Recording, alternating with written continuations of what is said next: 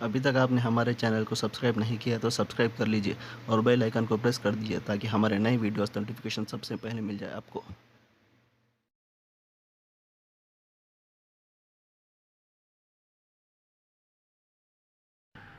بسم اللہ الرحمن الرحیم الحمد للہ رب العالمین والصلاة والسلام علی نبینا محمد وعلی آلہ وصحبہ اجمعین اما بعد۔ محترم ناظرین کرام،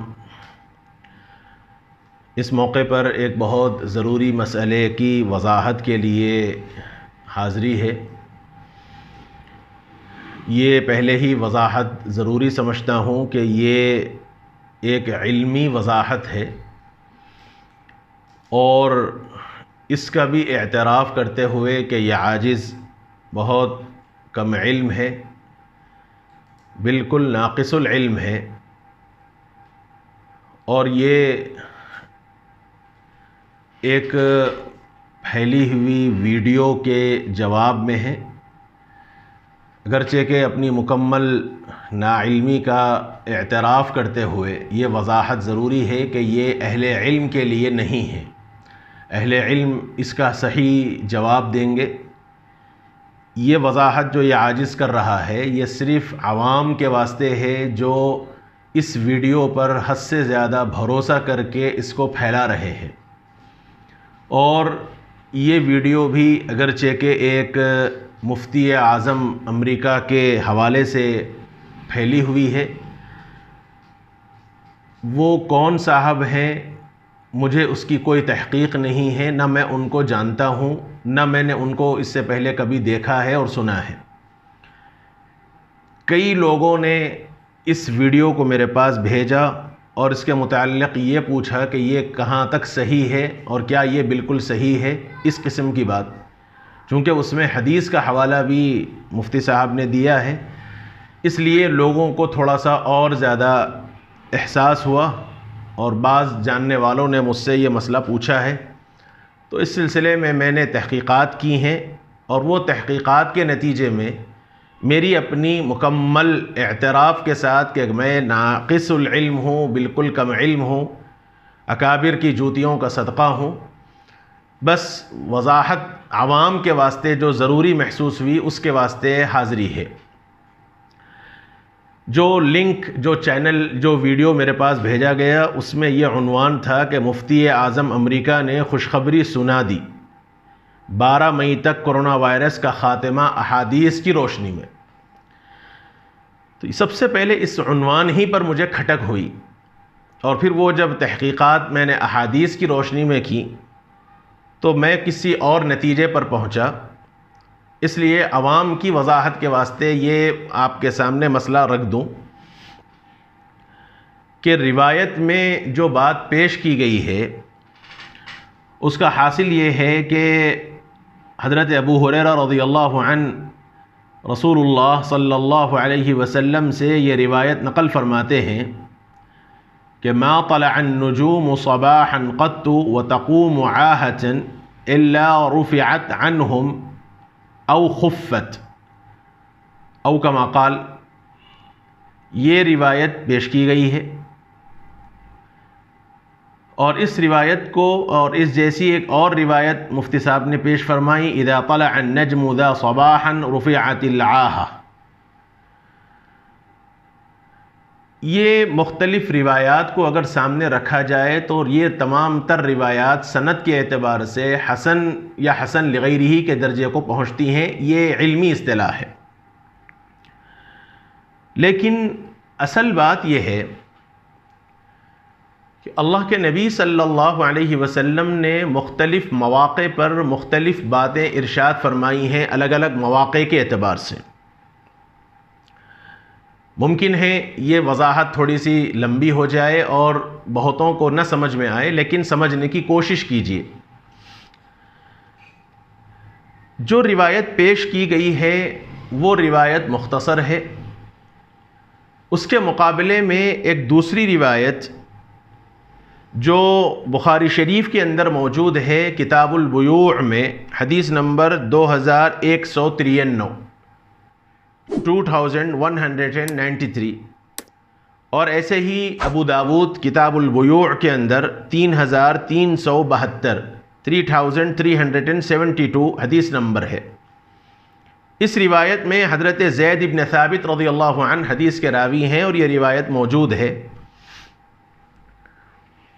روایت کا حاصل اور خلاصہ پیش کرنے سے پہلے میں ایک وضاحت پہلے آپ کے سامنے کرنا ضروری سمجھتا ہوں۔ پہلے زمانے میں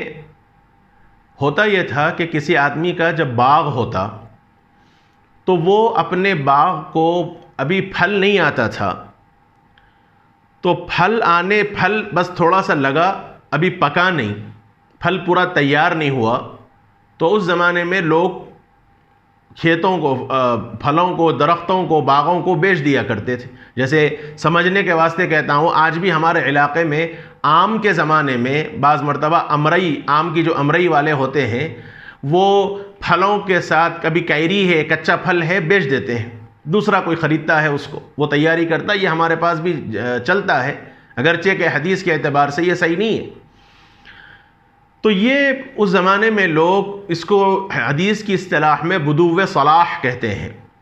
یعنی جب تک پھل پک نہ جائے اس سے پہلے بیچا کا معمول تھا، اور بیچنے والا تو بیچ دیا کرتا، اور جب پھل وغیرہ تیار ہو جاتا، مارکیٹنگ ہو جاتی، تو اب وہ جو پھل والا ہے، زمین والا ہے، باغ والا ہے، وہ جس کو بیچا گیا اس سے آ کر اپنا پیسہ طلب کرتا۔ تو وہ جو خریدار ہوتا وہ مختلف قسم کے بہانے کرتا تھا کہ نہیں صاحب پھل صاف نہیں آیا، پھل میں خرابی آ گئی، پھل سوکھ گیا، پھل چھوٹا ہو گیا، یعنی معاملے میں اب جھگڑے ہوا کرتے تھے۔ بائع نے جو بیع طے کی ہے، مشتری نے، خریدار نے جو بات طے کی، اب وہ عذر پیش کرتا کہ میں جس معاملے کو سمجھ کر یہ بیع کیا تھا اس میں میرا فائدہ نہیں ہوا، اس لیے جو ایگریمنٹ ہمارا ہوا، جو ہمارا معاملہ ہوا، اس میں کمی کر دیجیے۔ جب یہ جھگڑے زیادہ تر ہونے لگے تو یہ فیصلہ رسول اللہ صلی اللہ علیہ وآلہ وسلم کے پاس بھی آیا، تو جناب رسول اللہ صلی اللہ علیہ وآلہ وسلم نے اس موقع پر یہ ارشاد فرما دیا کہ بھائی تم لوگ اب بیع نہ کرو۔ اللہ کے نبی صلی اللہ علیہ وسلم نے فرمایا لا تتبایعوا حتی یبدو صلاح التمر، او کما قال، حضور نے فرمایا کہ اب تم لوگ بیع اس وقت تک نہ کرو جب تک پھل مکمل طور پر تیار نہ ہو جائے۔ اور اسی روایت کے اندر ہے ان زید بن ثابت رضی اللہ عنہ لم یکن یبیع ثمار ارضه حتی تطلع الثریا، کہ حضرت زید بن ثابت رضی اللہ عنہ اس وقت تک اپنا پھل نہیں بیچتے تھے جب تک ثریا ستارہ طلوع نہ ہو جائے۔ فتبین الاصفر من الاحمر، یعنی اس کا پیلا پن اس کے لال پن سے واضح ہو جائے۔ یہ روایت سب سے واضح ہے جس میں یہ وضاحت ہے کہ طلوع کی جو بات کہی گئی ہے، ثریا ستارے کی جو بات کہی گئی ہے، اس روایت کے اندر اس کا ذکر آیا ہے۔ دوسرا جو مبہم روایت آئی ہے جس کے اندر نجم کا ذکر آیا، جیسے میں نے روایت پیش فرمائی، حضرت مفتی صاحب نے جو روایت پیش فرمائی جس کا حاصل یہ ہے کہ اذا طلع النجم ذا صباح رفعت العاہہ، کہ جب جس صبح ستارہ طلوع ہو جائے تو آفتیں ختم کر دی جاتی ہیں۔ یہ روایت اور اس کی تفصیلی روایت کو اگر ہم سامنے رکھیں، جیسے میں نے شروع ہی میں کہا کہ بعض روایات مجمل ہیں، بعض روایات شارٹ ہیں، مختصر ہیں، اور اس کی تفصیل دوسری روایت کے اندر آئی ہے۔ جیسے ایک روایت کی تفسیر ہے تو اس کی تفصیل دوسری روایات کے اندر آئی ہے، اور ضابطہ یہ ہے کہ جو روایت جس موقع پہ اللہ کے رسول صلی اللہ علیہ وسلم نے فرمائی ہے، جس پس منظر میں حضور نے فرمایا، وہ اسی پس منظر کے ساتھ خاص رہے گا، اس کو عام نہیں کیا جا سکتا، اس کو دوسرے مسئلوں پہ وضاحت نہیں کی جا سکتی۔ لہذا یہ روایت جو پیش کی گئی کہ اذا طلع النجم، کہ جب ستارہ طلوع ہو جائے تو رفعت العاہہ، مصیبتیں، بلائیں ٹال دی جاتی ہیں، یا بعض روایات میں خفت کا لفظ بھی آیا جو مفتی صاحب نے پیش فرمائی کہ ہلکی کر دی جاتی ہیں۔ تو اگر دوسری روایات کو سامنے رکھا جائے تو اس سے یہ وضاحت سمجھ میں آتی ہے کہ یہ عمومی آفت اور بلا اور مصیبت کے واسطے نہیں ہے، بلکہ یہ پھلوں کے واسطے مخصوص ہے۔ جیسے امام طبری رحمۃ اللہ علیہ نے سورہ فلق کی تفسیر میں یہ بات فرمائی ہے کہ ومن شر غاسق اذا وقب، اس کی تفسیر میں فرمایا كانت العرب تقول الغاسق سقوط الثريا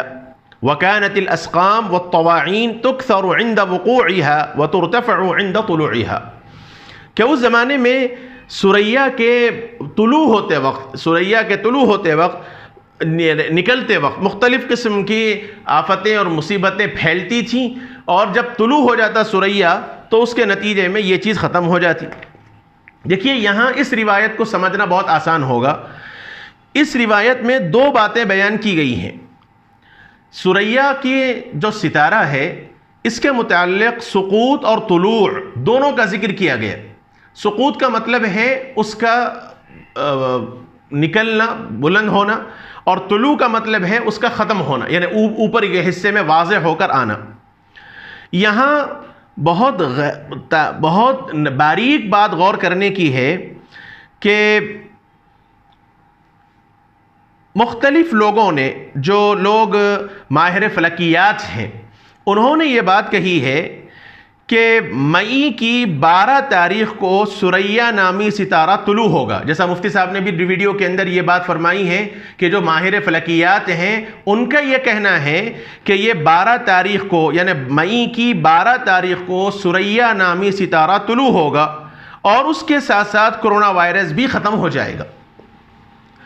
لیکن یہ بات حضرت مفتی صاحب کی توجہ نہیں گئی، یا پتہ نہیں کیا ہوا۔ روایت کا پہلا حصہ، جیسا میں نے روایت پیش کی، اس روایت کے اندر یہ ہے کہ سقوط الثریا وكانت الاسقام والطواعين تكثر عند وقوعها وترتفع عند طلوعها، یعنی اس کے نکلنے کے وقت اور اس کے ڈوبنے کے وقت دونوں باتیں کہی گئی ہیں، اور ماہرین فلکیات نے اور سائنٹیفک طور پر لوگوں نے یہ کہا کہ 12 مئی کو یہ ستارہ طلوع ہوگا، جس کے نتیجے میں آفتیں ختم ہوں گی۔ لیکن اس روایت کے پہلے حصے کے اندر یہ بھی آیا ہے کہ سقوط بھی ہوگا، یعنی وہ ستارے کا سقوط ہوگا جس کے نتیجے میں بیماریاں پھیلیں گی۔ اگر وبا کا ظہور سقوط ثریا، یعنی یہ سقوط جو اس کا ڈوبنا ہے وہ نومبر کا درمیانی عشرے میں ہونا چاہیے۔ ماہرین فلکیات کے اعتبار سے یہ نومبر کے درمیانی عشرے میں، یعنی 10، 11 سے 20 نومبر کے بیچ میں اگر یہ ہوتا تو یہ اس کو مانا جا سکتا تھا۔ جبکہ سوشل میڈیا کے مطابق آپ جانتے ہیں کہ کرونا وائرس کا ظہور چائنا کے اندر جو ہوا، جس کی پہلی ابتدا آئی ہے، وہ 12 دسمبر کو ہوئی ہے۔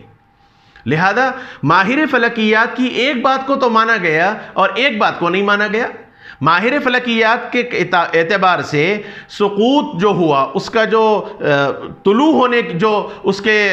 نکلنے کی جو بات ہے، جہاں سے بیماریاں پھیلنے کی بات کہی گئی ہے، وہ تو 12 نومبر ہو رہی ہے، اور میڈیا کے اعتبار سے یہ بیماری کی ابتدا اور اس کا ظہور جو ہوا وہ 12 دسمبر سے ہوا، تو 1 مہینے کے بعد سے ہوا۔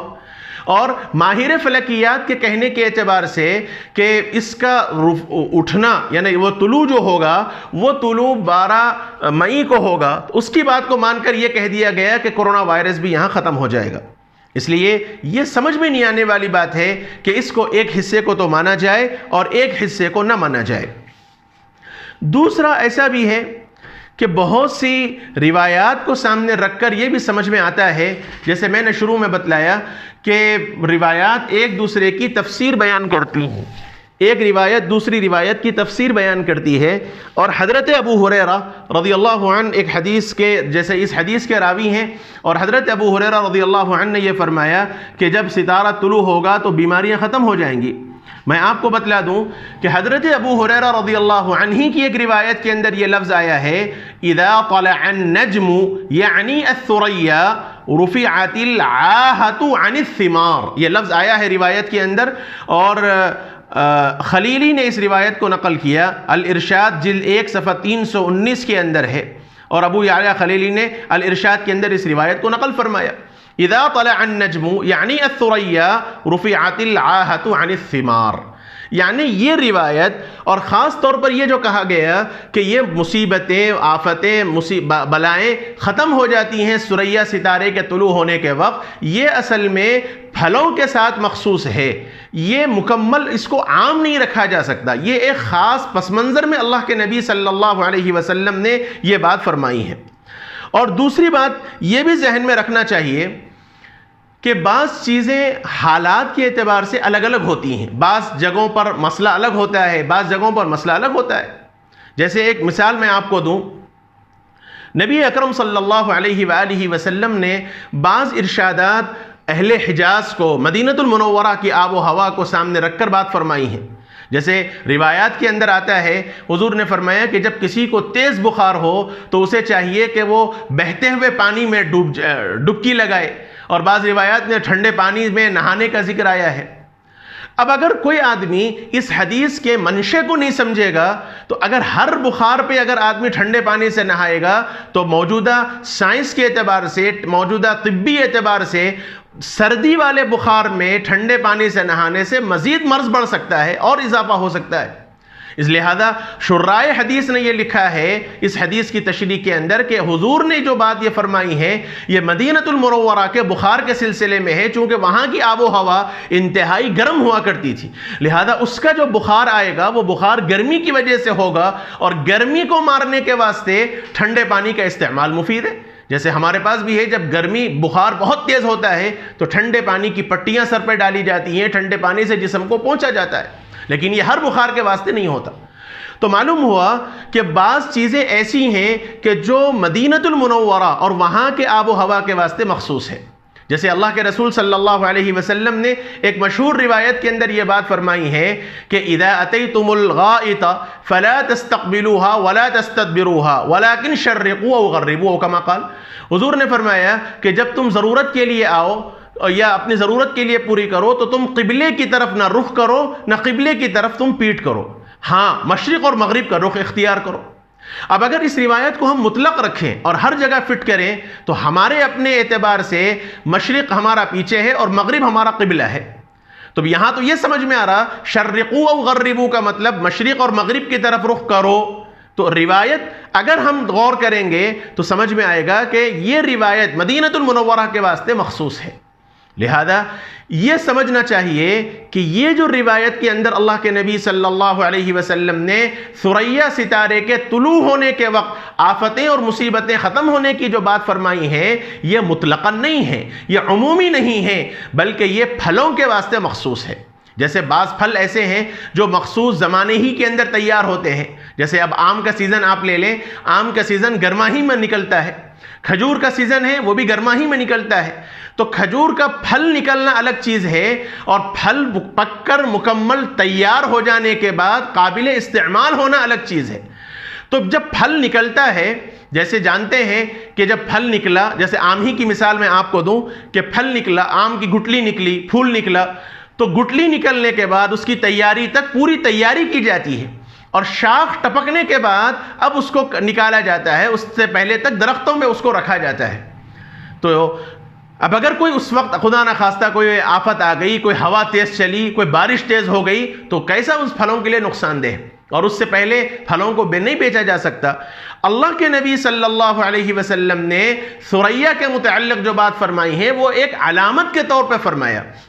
یہ نشانی نہیں تھی، یہ ایک علامت کے طور پہ اللہ کے نبی نے فرمایا کہ یہ جب ستارہ ثریا اپنے وقت جگہ سے سقوط ہوتا ہے تو بیماریاں پھیلتی ہیں، اور یہ بھی قضاء و قدر کے اعتبار سے، اللہ کے فیصلے کے اعتبار سے پھیلتی ہیں. اور جب وہ ستارہ طلوع ہو جاتا ہے تو پھر اللہ کے فیصلے کے اعتبار سے اب وہ بیماریاں اٹھا لی جاتی ہیں، اب وہ پھل قابل استعمال ہے اور اس کو بیچا جا سکتا ہے.